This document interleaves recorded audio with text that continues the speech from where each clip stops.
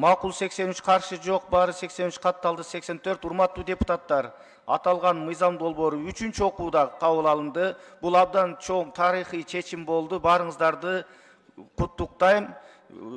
Аталган долбоор ийгиликтүү ишке ашуусуна тилектешпиз.